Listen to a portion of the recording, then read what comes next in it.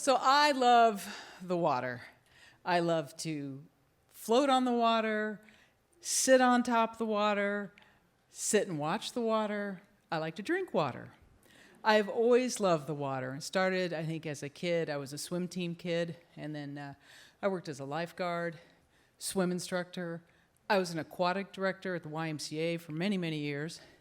And it's just always brought me peace. I love the water. I was a child of the Midwest, grew up in the Midwest, and so my natural aquatic environment tended to be murky rivers and lakes, which is why many years ago, the first time I went to Hawaii, it was an aquatic epiphany. Never had I seen water so clear, and I'd never been able to know what I was swimming with, which in the Midwest is a really good thing. I mean, it was better not to know what had just nudged your leg. Have you seen a catfish? Yeah, you don't want to. But Hawaii, this was just like a miracle. The salty water, and I'm floating along with my snorkel on, and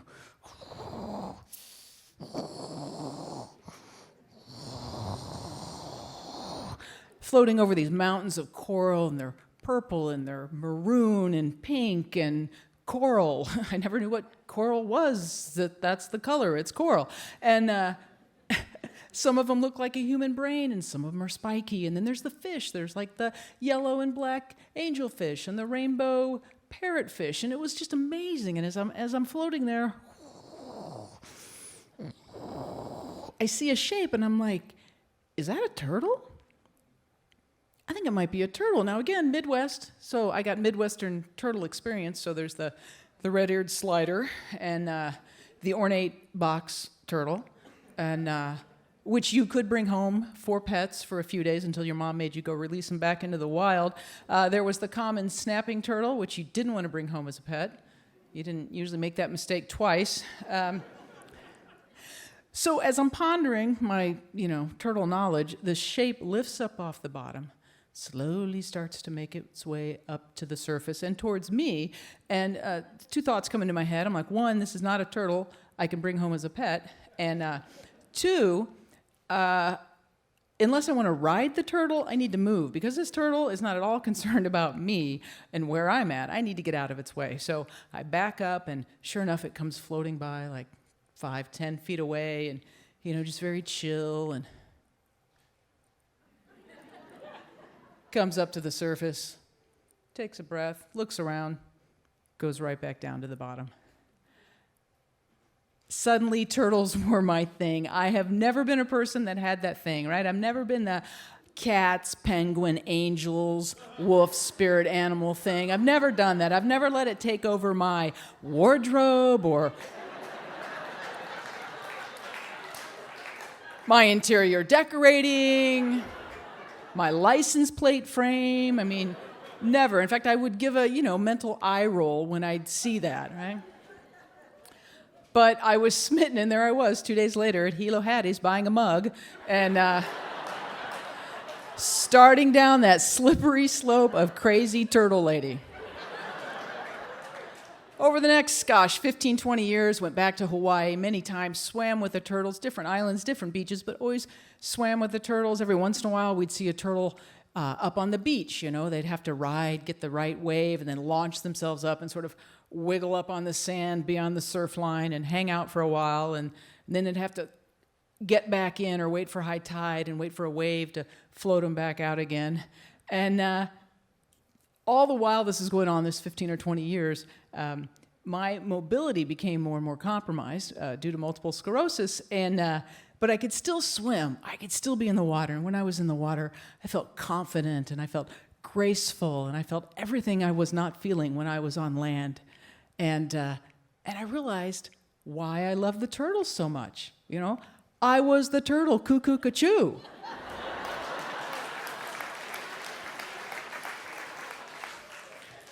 I was back in Hawaii last year, and I swam with the turtles again. It was a little more difficult, but I really wanted to do it. So my son had to help me kind of through the sand to the surf, and I did this kind of not that graceful kind of face plant entry into the waves, and then sort of did this really awkward synchronized swim thing as I tried to get my fins on, and eventually managed to roll over onto my stomach and started to work my way out, and there it was.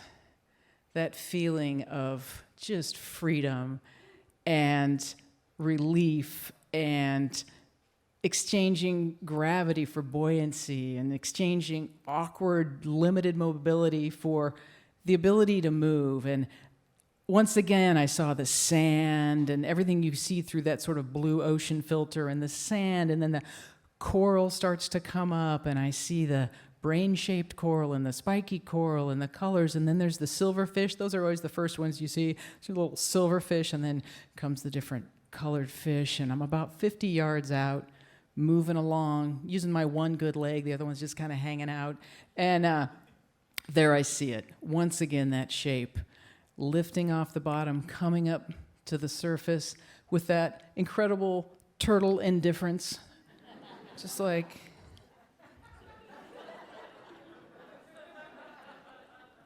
It was amazing. The turtle is my spirit animal. That's what I've realized. And I'm going to continue to swim with the turtles. At least I'm going to give it my best shot, even if it means that I might have to sit on the edge of the surf and wait for a wave to come pull me in. And then when I'm done, just sort of hope one launches me back up onto the beach. And I hope that my kids, someday when I'm cleaning out the family house, I hope my kids, roll their eyes at all the turtle paraphernalia.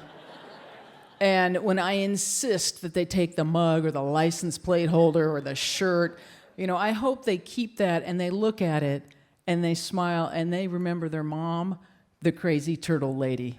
Thank you. Thank you. Thank you, my dear. Thank you.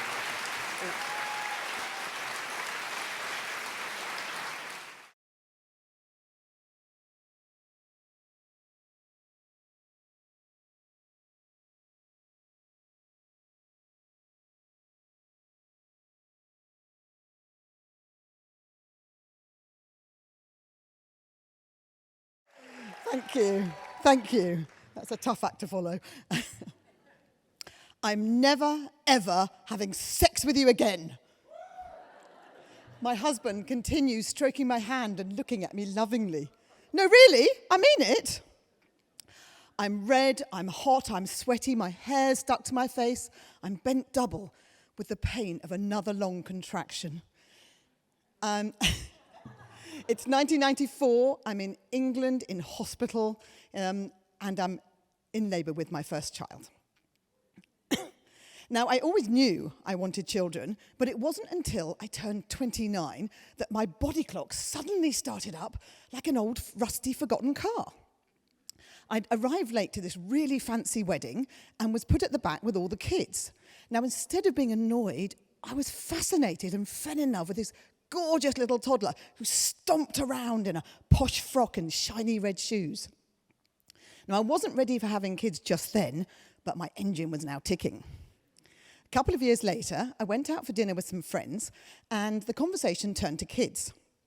I admitted that I was turning a little bit broody, and they said I should bloody well hurry up and get on with it, because they admitted they'd been trying for years to have kids, secretly attempting IVF like some sort of baby Russian roulette, to the point where they thought the odds of them getting pregnant were lower than a giant panda with erectile dysfunction. So I immediately rushed home, rashly threw away my contraceptives, grabbed my husband, who thankfully was not related to the giant panda family, and insisted he perform his marital duties immediately. And guess what? We scored a hole-in-one. Now, my husband, who was proud as a pufferfish about his manly, fertile sperm, didn't take much notice of me, as there I am in hospital, in agony, trying to squeeze a watermelon through the eye of a needle. It takes 36 agonizingly long hours before my daughter decides to honor us with her presence. During which time my husband finds a lovely, comfortable armchair nearby, snores through the rest of my contractions, And then when he wakes up, complains about an achy back. Poor love. As the night wears on, I rip up my neatly written birth plan that I'd made on the advice of the teachers from the Natural Childbirth Trust, which states that I wanted as natural a birth as possible with little or no pain relief. What was I thinking? Give me the bloody epidural now! I scream at the midwife. She scuttles off, comes back with an anaesthetist eventually, who then announces I'm too far along in labour for me to have that. My only option was the dreaded pethidine. Now, in my ridiculous birth plan, I'd written I specifically did not want this drug because it was supposed to make you throw up. I don't care if I projectile vomit into next week. Just give me some pain relief. But as the midwife hands me this tiny, wrinkled, red prune-like object, all that's forgotten as I fall hopelessly and completely in love with her. Even though I'm actually feeling a terrifying bit of vulnerability as well, because I know if anything happens to her, it's going to destroy me. I can already feel this bond between us that's going to be stronger and reach further than any umbilical cord. Now, in contrast to Emma's very difficult and long birth, she's an effortless baby. She sleeps well, she eats whatever I put in front of her, she laughs and giggles. All my other mum friends look at me with daggers as they chase after their really hard work, boisterous boys. I can take Emma anywhere. Waiters in restaurants are always complimenting me on how beautifully behaved she is as she sits there sweetly with their white tablecloths and silver cutlery and cut glass crystal. I must admit, I'm becoming rather smug as a mother. Now, as any of you who have given birth might know, all your memory cells get ejected with the afterbirth. So the horror and the pain fade away, and I let my husband within 6 feet of me again. When we discuss a baby brother or a baby sister for Emma, I think, really, how bad can it be? I'm obviously a natural at this parenting lark. Well, it's bad. It's really bad. I do not have an easier and quicker birth like everybody tells me I'm going to. Tom is noisy, he doesn't sleep as well, he's a really fussy eater, and he's so stubborn. He throws massive temper tantrums in public places, and we can never go to any restaurant that doesn't have a soft play area or a toy included. I come to the really, really sad realization that the reason that Emma is so effortless and easy is down to her personality, has nothing whatsoever to do with my fabulous skills as a mother. So this time, when I say never again, I mean it. Thank you.